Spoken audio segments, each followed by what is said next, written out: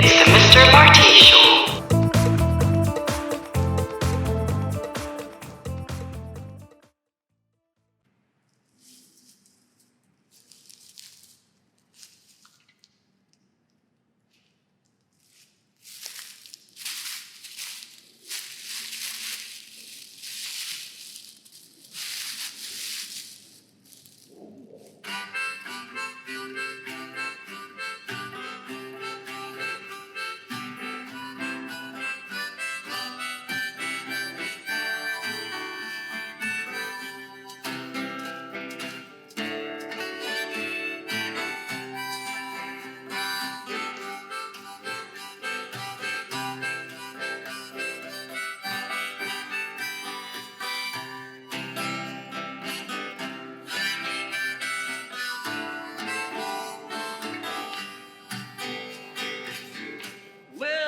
Welcome to the show. Welcome to the show. Welcome to the show for the Mr. Marty Show.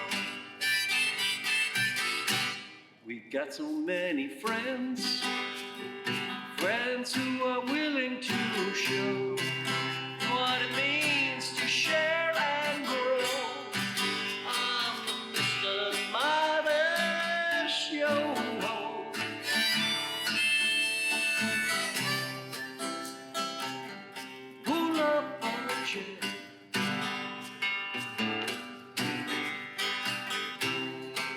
We got so much, too much to share. We're gonna fill your jar, fill you with great balls of cheer. You're gonna let out some, yeah. Let out all good big joyful cheer. Yeah, woo-hoo, woo-hoo.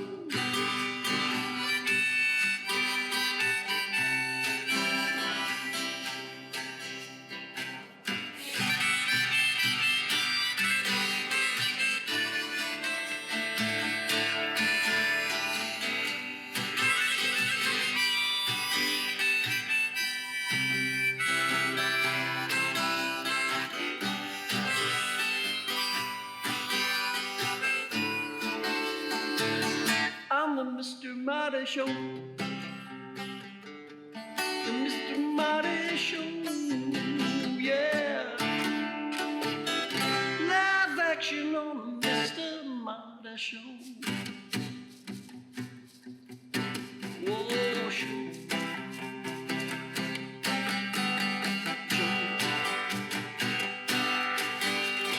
Show.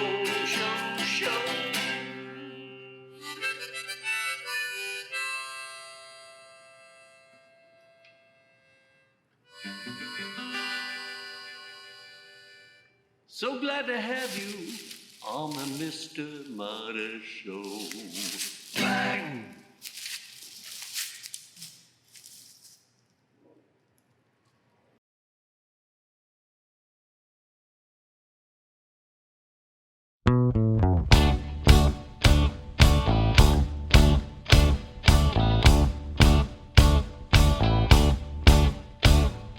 Everybody wants their car to go faster than the rest. Everybody wants their car to go faster than the rest. Everybody has an elephant that wants to be relevant.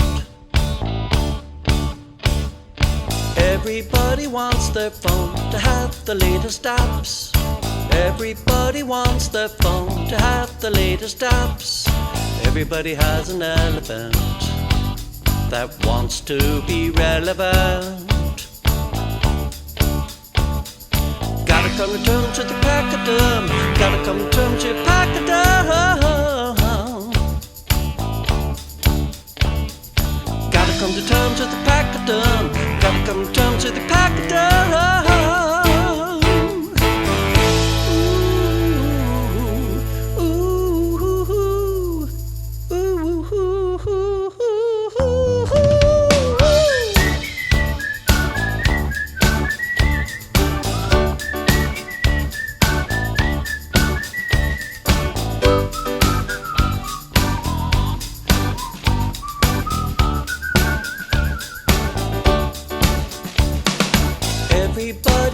thinks the story is all about them.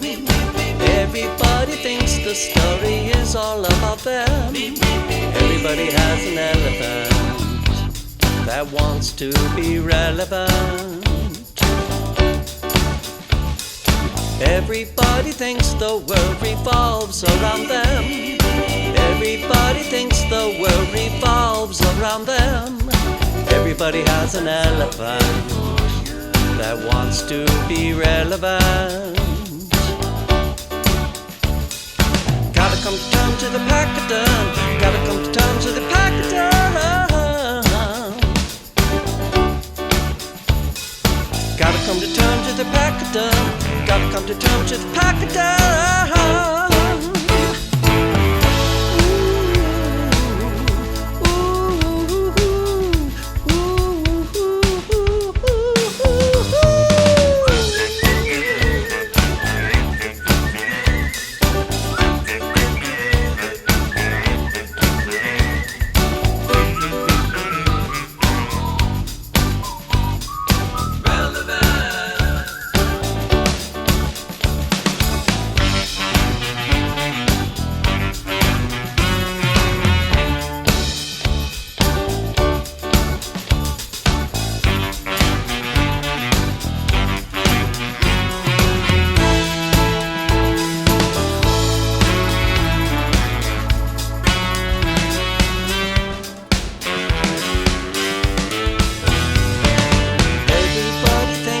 Elephant's the biggest in the room.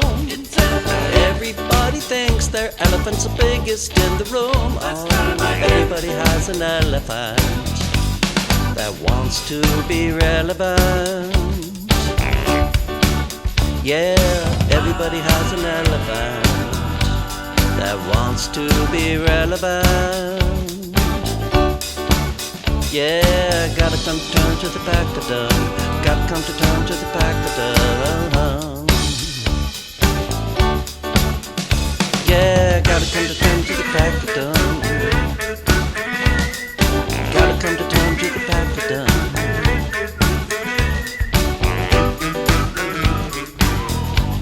That wants to be relevant.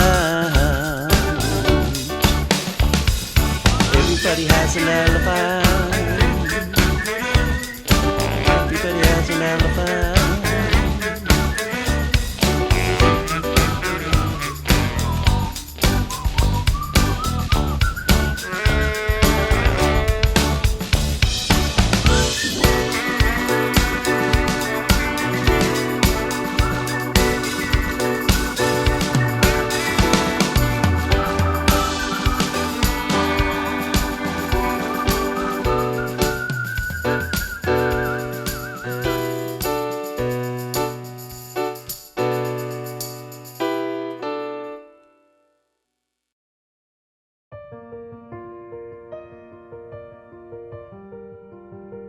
Hi, Mr. Marty fans. Ma Gilmore here.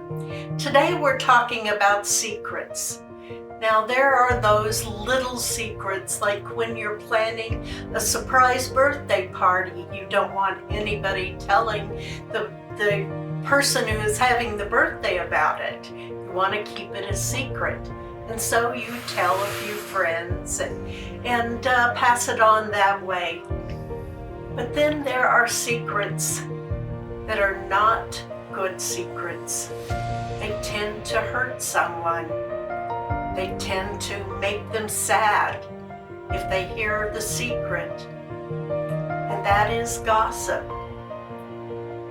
My daughter came up with a little saying, and it is secrets, they're no fun. Secrets hurt someone. And those are the secrets that I am so against. If you ask me a question, I will tell you outright what I feel. There's no secret about who I am or who and what I stand for. And that's the way I want people to be with me. Don't keep secrets in your lives. If you don't want to tell me is one thing, but to go behind my back and say something that is derogatory or that might hurt someone is not a good thing. I remembered The Secret Garden, reading it, and how the garden was all locked up and not knowing what the secret was inside that garden. You could make up mysteries. Well, I had a secret place when I was growing up. It was in my attic, and I had a little phonograph there, and I had pictures, and I had magazines, and I had some games to play by myself. And I went up there to feel that I was away from people. That was my secret garden. That was where I could listen to my music by myself. And I could write. I could write stories that didn't really in particular bring anybody else into it. I liked that alone time. That was my secret garden. I know that some people believe that in a secret garden you have fairies. Well, in my secret garden, I could make up fairies. I could write about anyone I wanted to. I could make up characters. That's my secret garden.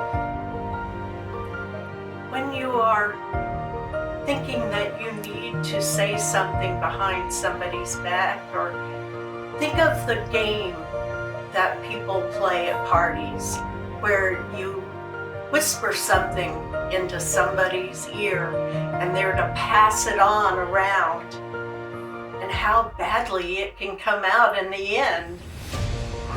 Those are what secrets do. What you say to one person may not be what they represent to other people. And when it comes back around to somebody telling you that secret that you had given to someone else, it's not always in the same meaning that you meant it to be. So when somebody wants to know something about me, don't go behind my back. Don't ask questions. Come directly. Have no secrets from me, and I'll have no secrets from you. This is Ma Gilmore, wishing you peace and love and hugs. Ma Gilmore, peace.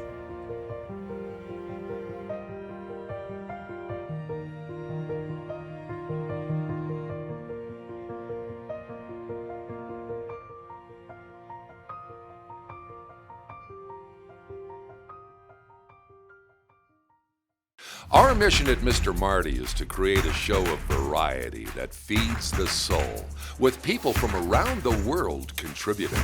We can become as big as your gift will allow us to be. Won't you consider joining the team? Go to martinmccormack.com and pledge a monthly contribution. Let's keep this growing.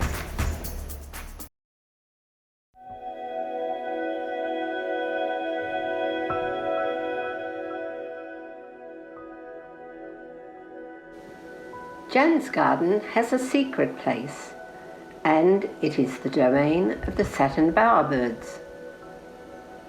So what do satin bowerbirds look like? Male satin bowerbirds have striking blue-black feathers and vibrant violet eyes. It takes a male 7 years to develop his distinctive black feathers. Females and juvenile males are a dull green with dark-coloured eyes.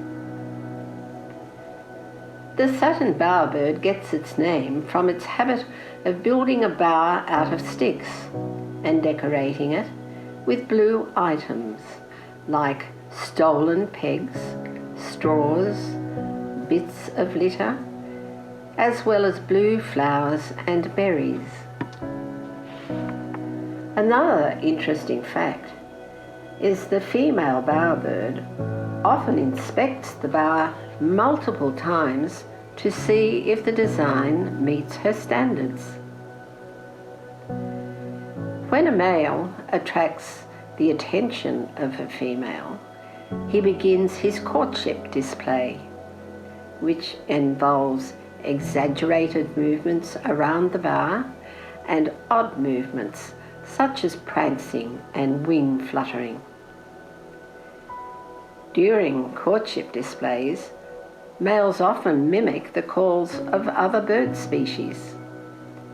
This technique is just another way of standing out to the females.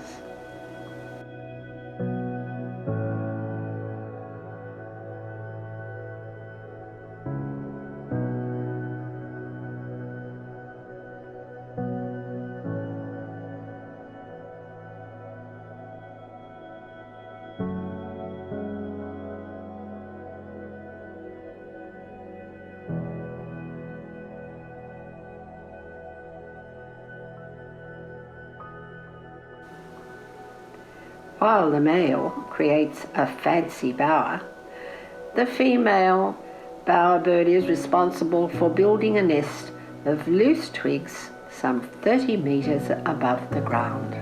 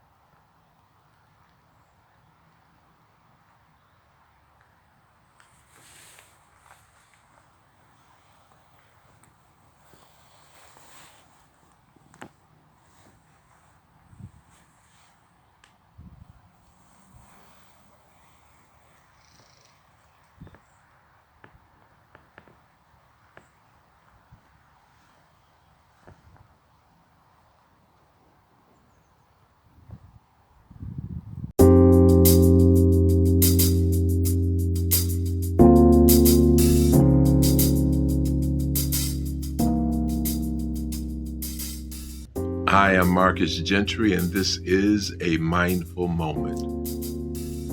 The topic that I have to discuss is the topic of secrets. I like to put this in something that I call the good, the bad, and the ugly. Yep. Just like the movie. The good, as I see it, is that it triggers something that's very childlike in us and pure.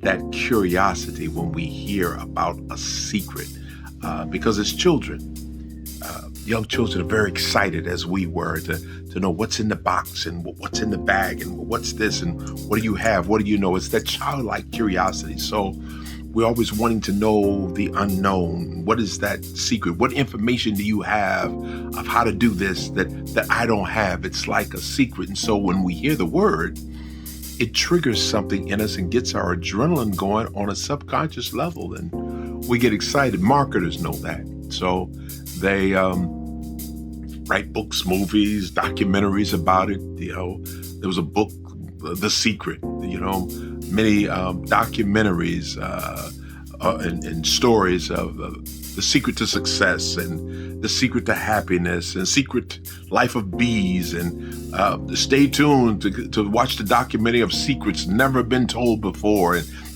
we're just excited. So marketers know this and researchers. So they use that. That's the good, that childlike curiosity. The bad. The bad is when someone has a secret that could help someone. Information, a secret that they hold secret to themselves, And they don't share it because they don't want to see that person benefit. They don't want to see them win. They don't want to see them successful. So they hold that information. They know if they share that secret with them, that's all they need to accomplish whatever it is they're trying to accomplish. And because of where that person is, they want to hold that information secret and not share it at all. Sometimes the bad looks like a person sharing a secret that is not harmful to the person who has it, but they know it would be damaging to someone else or to that person's character. So they share this piece of information that has been secret, that maybe only they know it, or a very small number of people knew about this, and they share it with the intention of causing harm to someone or someone's character, bad. But then there's the ugly. The ugly is, as I refer to it, is a person who has a secret inside that's causing them pain, a secret hurt, a secret disappointment, a secret experience, something that happened to them in secret that they have not managed, they have not dealt with, and in their not dealing with it, it's causing disruption in other areas of their lives because they're keeping it a secret bundle inside, and it's covered under shame and guilt, and sometimes those things are misplaced, but they're carrying that with them, and that is ugly. I'm not a therapist, but I can tell you that therapists and researchers say that it is impossible to manage what you don't monitor. That there is value in being able to talk about the things that are disruptive inside of us. There are those who talk about our sickness lies in our secrets, things that we hold inside. It's also said that even if you don't have someone that you can go to share, because I certainly want to say you can't share your personal matters that you've held secret, that are vulnerable parts of yourself with just anybody. Everybody doesn't deserve to hear that. Dr. Brene Brown speaks of that often. But there's power, they say, in simply writing it down. Writing down what it is that you feel, exactly how you feel it in your own words, not politically correct, not grammatically correct, just writing it, getting it out. There's some circles and rituals where people write down these things that are painful inside of them, and then they take them and burn them in a fire and just let them burn up and symbolically try to release whatever that is inside. Because what's inside eventually will come out, and sometimes it may not come out in the best ways. So much to unpack in terms of secrets, the good secrets that brings out the childlike curiosity in us, the bad, holding secrets from someone that could possibly help someone else, and the ugly, the secrets that we may be carrying of guilt and shame. And it's not as much about what happened, but it's what we keep doing as we replay those things in our mind and in our lives. This is Marcus Gentry. The topic has been secrets, and this is another mindful moment of the good, the bad, and the ugly.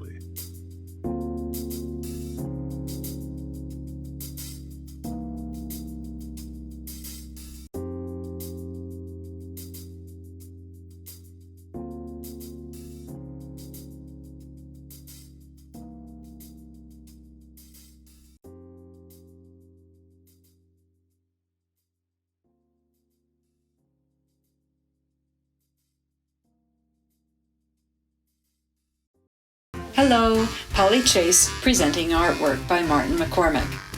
There are many reasons to buy art. You might choose a piece for financial investment or to put the finishing touch on interior decoration. You could buy work because it speaks to you or you are a friend of the artist. And then there is art that you buy for the sheer fun of it. These pop art portraits in the Man and Dog series definitely fall into the fun category. Each acrylic on canvas measures 12 by 9. They can be purchased individually or as a complete set of 4. They are a playful testament to a companionship that stands the test of time and a vast wardrobe. Check out this painting and more of Marty's artwork on martinmccormack.com. You can also email me with your interests at martyfineart@gmail.com.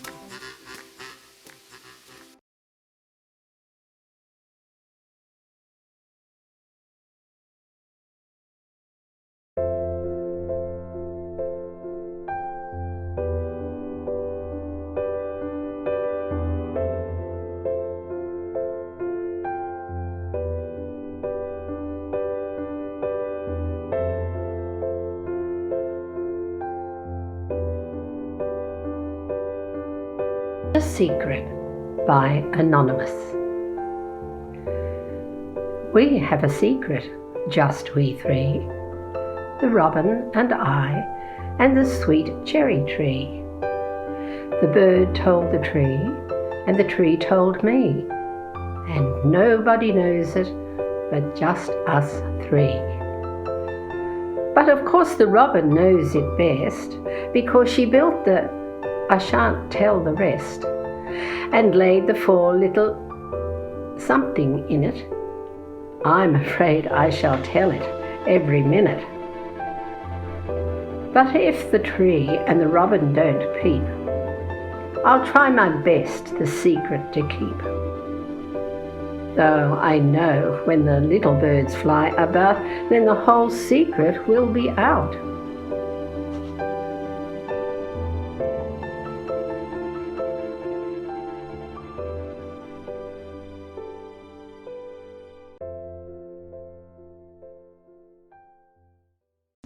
And now, 30 seconds of cue.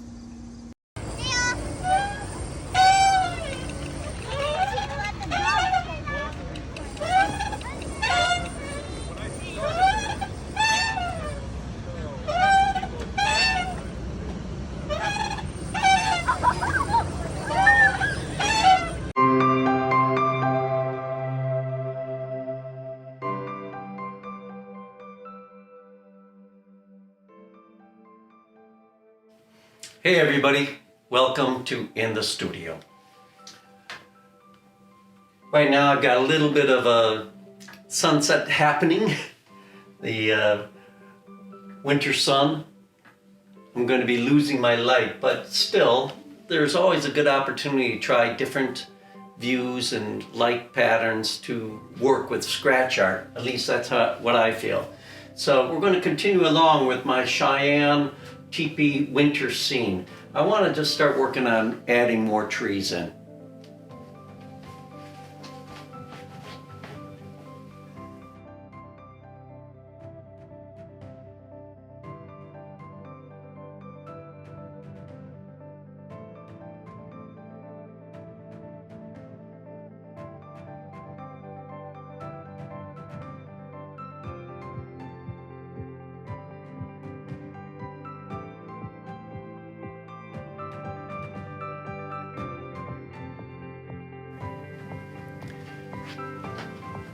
So I'm kind of carefully going along here, just dropping in more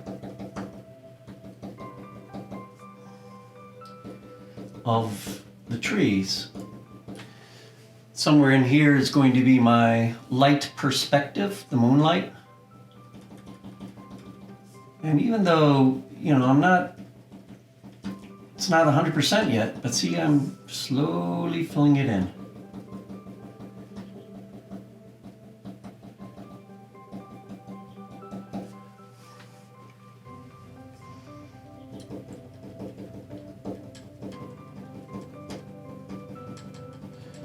Something kind of cool about working in this dying light.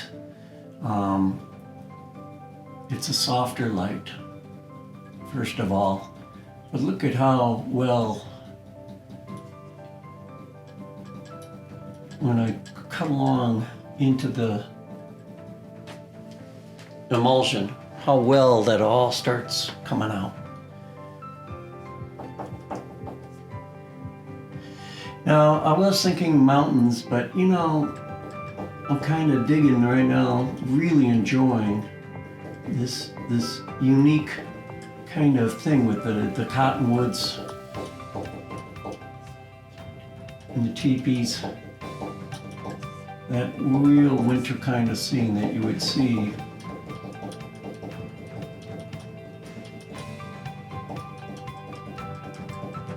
If you were living then.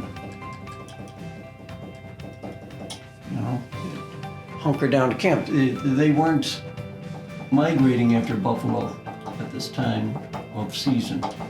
It's all about just wintering. Hoping that enough stores would be put in.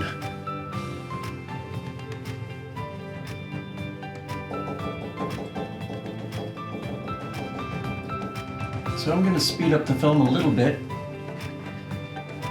so we can keep moving and you can get a faster perspective.